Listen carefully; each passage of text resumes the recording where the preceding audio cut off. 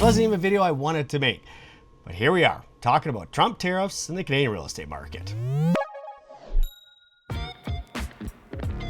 Love him or hate him, every day with Donald Trump in the White House, well, it's entertaining, let's call it that.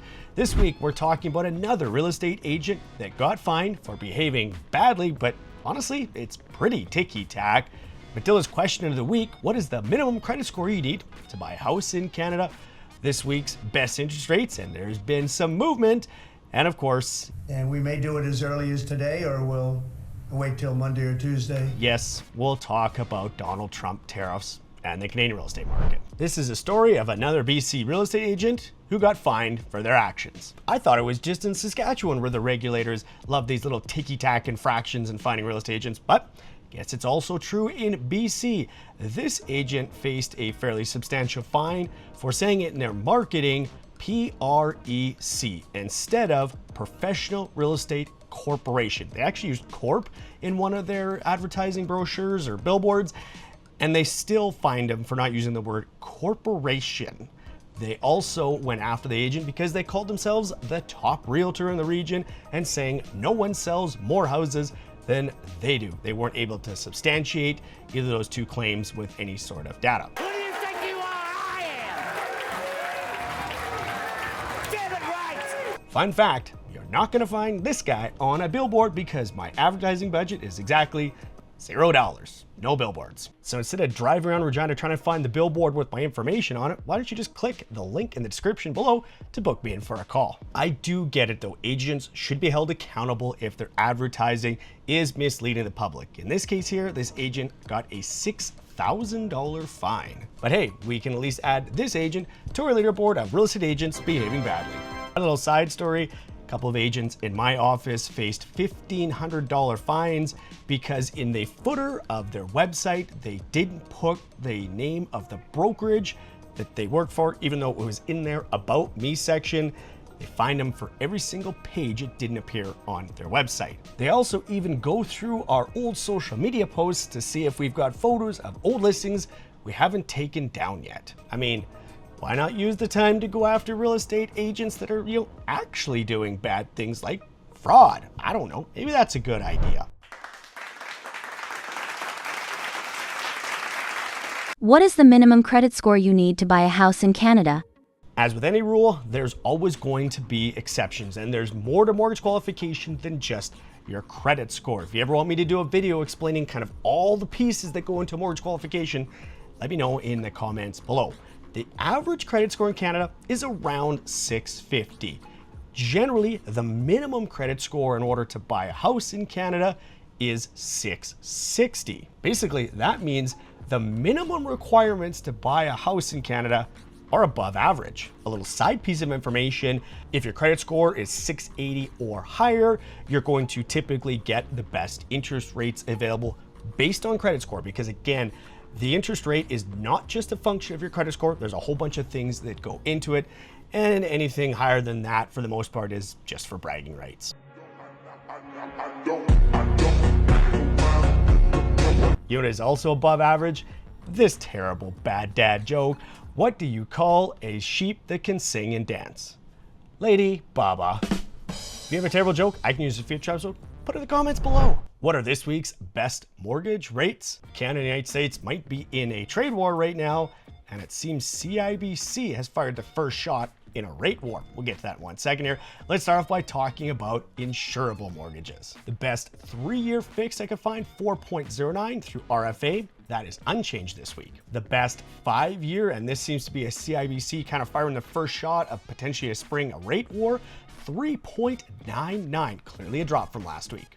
Taking a quick look at the best 5-year variables. For a static variable, 4.35 through Manulife, that's unchanged. And the best adjustable, 4.25 through B2B, that's unchanged. And if you want the best agent to go along with the best mortgage interest rate, look in the description of this video. There's a link to my calendar where you can book me in for a call, and I'll get you set up with one of the great agents from my network across the country. Now let's take a look at what's the best interest rate available for uninsurable mortgages. The best 3-year, 4.49 through B2B, that is a slight drop.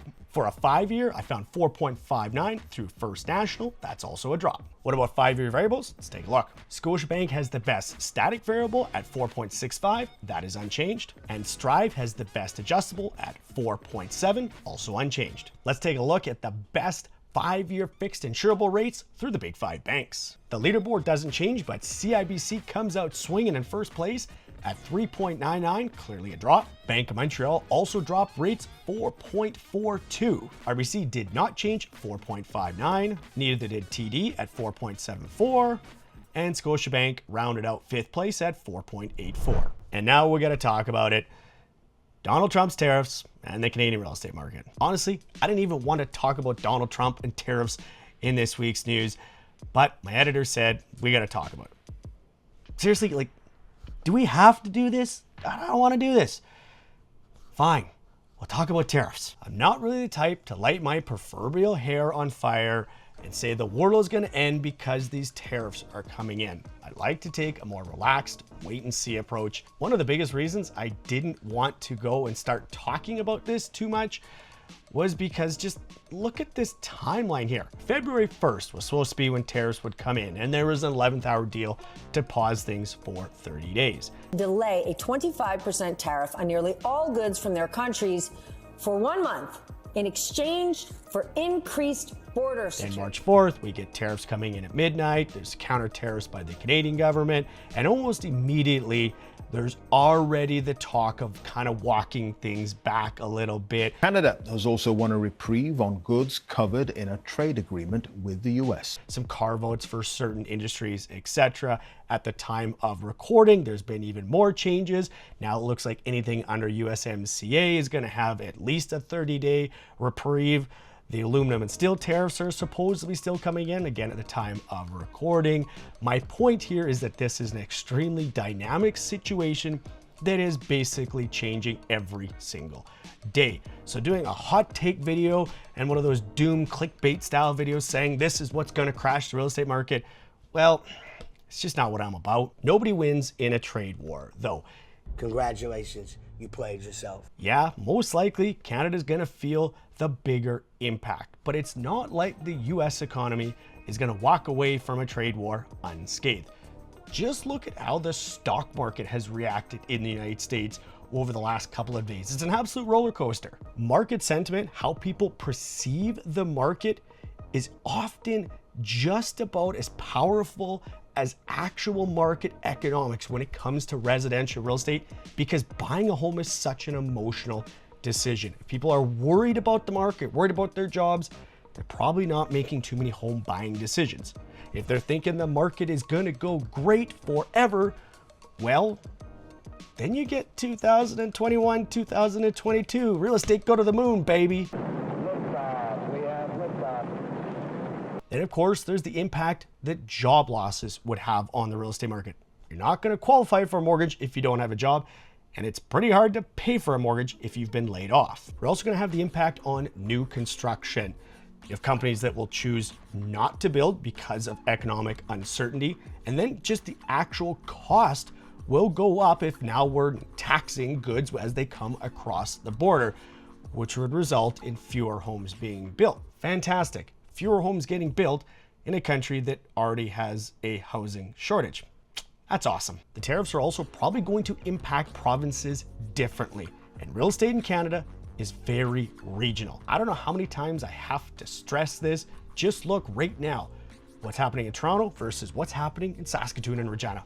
Very different markets. On one end of the spectrum, you've got Ontario, where over 90% of their exports go to the United States. And on the other end of the spectrum, you got Saskatchewan, where only about 60% of the exports go exclusively to the United States. Clearly a major impact for both of those provinces, the United States being by far their largest trading partner, but it's going to impact those provinces differently. So with all of the uncertainty and how quickly things are changing right now, for the time being, I'm going to take more of a wait and see approach until we have more substantive, concrete policies. And then at that time, we'll have a great discussion on how it's going to impact the Canadian real estate market.